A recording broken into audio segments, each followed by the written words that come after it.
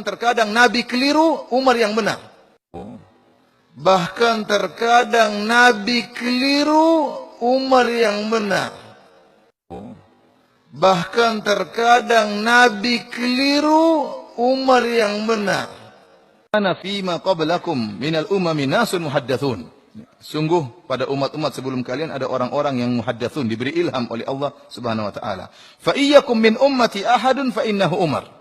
Kalau ada seorang seperti itu di umatku, maka dia adalah Umar. Langsung dapat ilham dari siapa? Dari Allah Subhanahu wa taala. Nabi juga bersabda tentang Umar, "Inna Allaha wada'al haqq 'ala lisani Umar yaqulu bihi." Allah meletakkan kebenaran di lisannya Umar. Kebenaran berada di lisannya Umar dan Umar mengucapkan kebenaran tersebut. Yang lebih canggih daripada ini, Nabi mengatakan, "Lau kana nabiyyun ba'di lakana Umar." Kalau ada nabi setelahku, maka dia adalah Umar. Umar bin Khattab radhiyallahu taala anhu. Oleh karenanya para hadirin, kita lihat betapa sering Umar bin Khattab radhiyallahu taala anhu punya ide disepakati oleh Allah Subhanahu wa taala. Ada berapa kali Umar punya ide disepakati oleh Allah Subhanahu wa taala, seperti masalah hijab terhadap istri-istri Nabi. Maka turunlah firman Allah menyetujui ide Umar bin Khattab radhiyallahu taala anhu. Bahkan terkadang Nabi keliru, Umar yang benar. Seperti tatkala kisah perang Badar, ya. Umar waktu ditanya oleh Nabi SAW bagaimana tentang tawanan-tawanan perang Badar, Umar punya ide. Begini saja, kata Umar, orang yang paling dekat datang bunuh, sembelih. Ya. Jadi misalnya dia mengatakan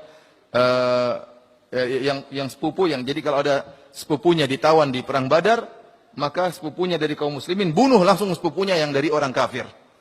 Jadi biar menunjukkan bahwasanya Islam telah memisahkan antara karib kerabat. Ya.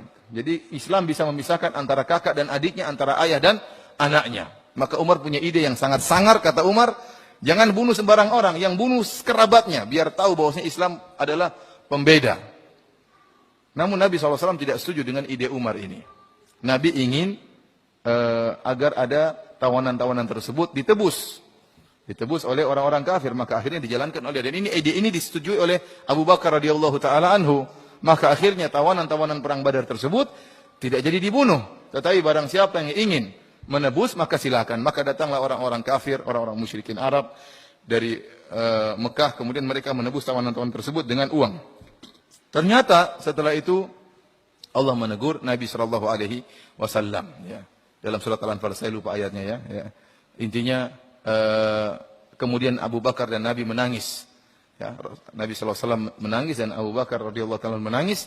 Ternyata ijtihad Nabi dan Abu Bakar keliru, yang benar ijtihadnya apa? Umar. Dan beberapa ayat seperti, artinya ada contohnya, ada berapa kali, 4 kali atau lebih Umar punya ide, ternyata Allah. Tema kita pada malam yang berbahagia ini adalah, pantaskah Nabi Muhammad disebut manusia salah atau bahasa lainnya keliru? Kenapa Tengku Habibie ambil tema itu? Karena baru-baru ini ada saudara kita yang sungguh beraninya dia berkata bahwa Rasulullah itu keliru, Nabi Muhammad itu keliru, Rasulullah keliru, Abu Bakar keliru. Saya selama saya mengaji 17 tahun saya mengaji, tak pernah saya temukan perkataan sahabat Nabi siapapun itu yang berani berkata Nabi Muhammad keliru. Tapi baru-baru ini ada salah seorang dari saudara kita yang berkata bahwa Nabi Muhammad itu adalah keliru. Apa alasan dia mengatakan Rasulullah keliru? Itu alasannya karena Umar bin Khattab ini kan salah seorang sahabat Nabi yang cerdas, keras. Pernah di suatu hari Umar bin Khattab bertanya kepada Rasulullah, "Ya Rasulullah, alaysana 'alal haq?" Nabi, bukankah kita ini adalah golongan yang benar? Rasulullah menjawab, "Iya." Kalau memang kita adalah golongan yang benar Rasulullah, kenapa tidak kita berperang terang-terangan, tidak tersembunyi? Kalau kita ini benar, kenapa kita tidak turun ke jalan berperang melawan kafir Quraisy? Maka Rasulullah ketika itu menyetujuinya. Lantas, apakah ketika Rasulullah itu kita bisa sebut orang keliru, atau orang tak punya ide, atau orang salah? Rasulullah berjihad dengan dakwahnya secara tersembunyi. Datang Umar bin Khattab, ya Rasulullah alaihissana alal haq, bukankah kita ini yang benar? Na'am ya Umar, ya kita ini yang benar. Oh, kalau begitu kenapa kita tidak turun di jalan berdakwah secara terang-terangan? Coba lihat, Umar mengajak Rasulullah berperang secara terang-terangan. Nabi Muhammad ketika itu posisinya adalah berdakwah dengan jalan yang tersembunyi, sembunyi-sembunyi. Lantas apakah kita sebut Rasulullah itu tak punya ide? Salah, keliru. Nah, ini yang menjadi sebab adanya tema kita malam ini. Pantaskah Rasulullah itu disebut manusia salah atau manusia keliru? Contoh yang kedua, dulu ketika Hamzah bin Abdul Muttalib ditusuk dadanya oleh Hindun, lalu jantungnya dimakan, ditusuk, dibelah, diambil, lalu dimakan jantungnya oleh Hindun.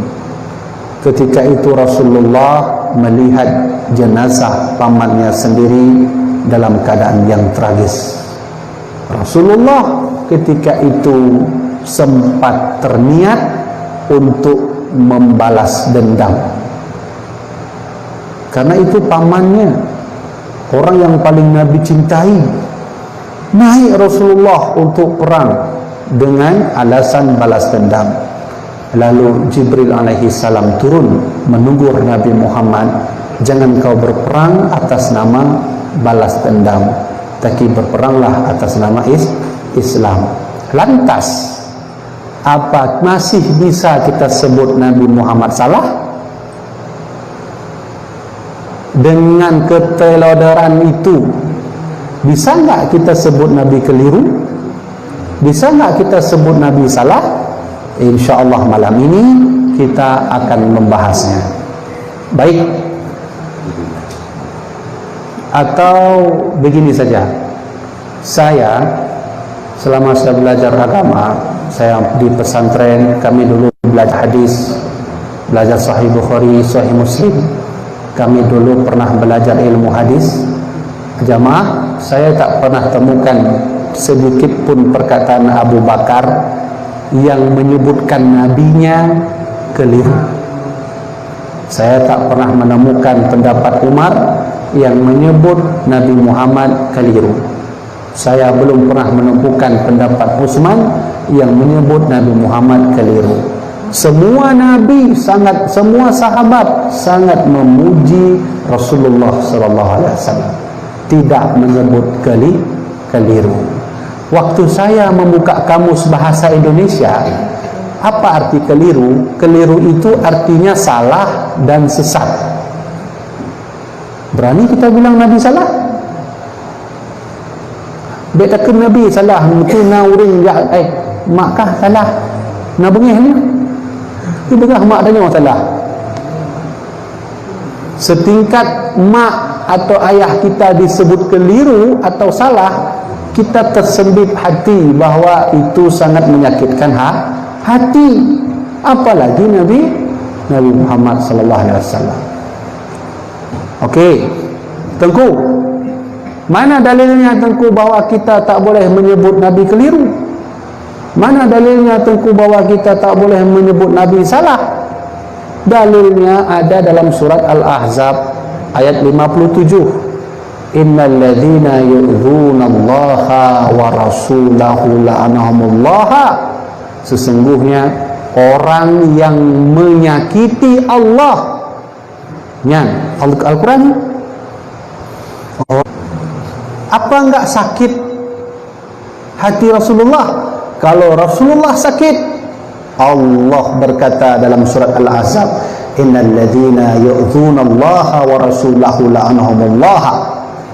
Kalau ada orang-orang yang menyakitiku dan menyakiti Rasulku, kata Allah, la'anahumullaha fid dunya wal akhirah, Allah akan mengazab mereka di dunia dan akhir. Na'udzubillah min dzalik. Maka kalau ada orang-orang yang menyebut Nabi keliru, yang menyebut Nabi salah, yang menyebut Nabi manusia biasa, memang Nabi manusia biasa. Allah sendiri yang menyuruh Nabi berkata, qul innama ana bashar yuha ilayya. Muhammad, kau katakan kepada mereka bahwa engkau itu manusia biasa yang kuberikan wahyu kepadamu. Memang Rasulullah manusia biasa, tapi derajat beliau itu kan bukan seperti derajat kita. Beliau seorang Nabi. Nafum ya kan? Sedikit pun jangan pernah katakan Rasulullah keliru, salah. Kenapa? Kalau sempat beliau terdengar suara kita ini lalu tersakiti hatinya, maka Allah berfirman, innal ladzina yu'dzunallaha wa rasulahu la'anahumullah fid dunya wal akhirah. Allah akan mengazab orang yang menyakiti hati baginda Rasul.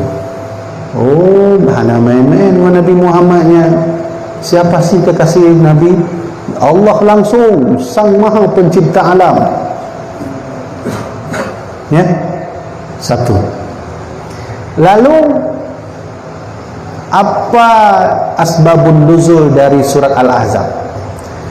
Tadi saya sebutkan ayat Al-Quran, itu surat Al-Ahzab ayat 57. Allah berfirman, innal ladzina ya'dzunallaha wa rasulahu la'anamullaha fid dunya wal akhirah. Itu ayat itu turun pertama kali itu disebabkan oleh salah seorang istri baginda Nabi bernama Safiyah binti Huyain Al-Akhtab. Ayo kita bertanya kepada salah seorang ulama bernama Al-Hafidh Imam As-Suyuti, salah seorang ahli hadis dunia. Kita bertanya, wahai Imam Al-Hafidh, bagaimana pendapatmu asbabun nuzul tentang surah Al-Ahzab ayat 57? Maka Imam Suyuti menjawab dalam kitabnya yang berjudul Asbabun Nuzul.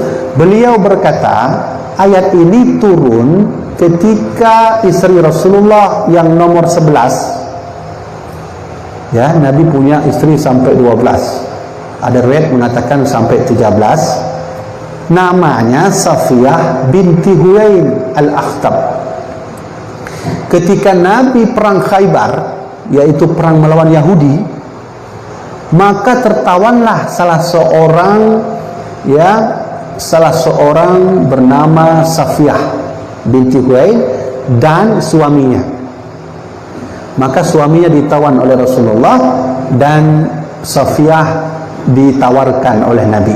Engkau Safiyah, apa engkau kujadikan tawanan atau engkau menikah denganku, kata Rasulullah. Namanya Safiyah. Maka Safiyah binti Huyain menjawab, biarkan aku menikah denganmu wahai Rasulullah. Ketika Rasulullah menikah dengan Safiyah, maka ketika itu pun ada sahabat-sahabat Nabi yang kurang senang. Yang kurang senang. Coba lihat, Nabi ada di samping, tapi ada sahabat Nabi yang kurang senang. Kenapa kurang senang? Pertama, itu Safiyah dari bangsa Yahudi, sedangkan istri Rasulullah kebanyakan dari bangsa Quraisy. Nabi, satu. Yang kedua, Nabi mengangkat Safiyah dengan sebutan Ummul Mukminin, ibunya orang-orang yang beriman. Maka terjadilah kecemburuan di antara istri Rasulullah, salah satunya Aisyah. Yang kedua.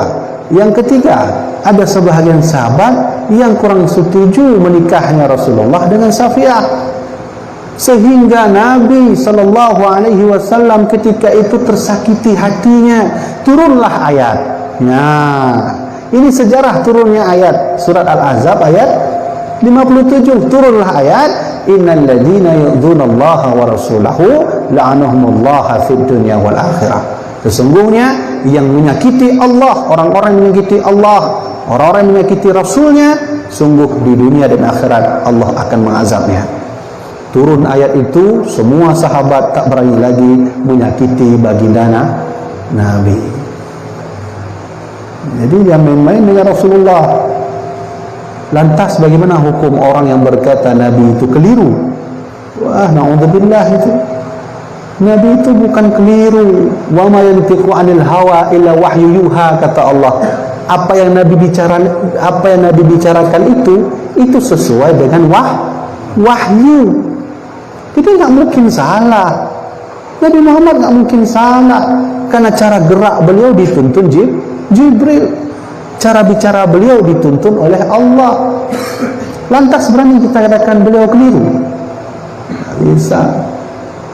Nah, maka orang yang mengatakan Nabi keliru itu orang yang penuh dengan emosi dan egois. Setingkat Nabinya sendiri berani dia katakan keliru, apalagi yang lain.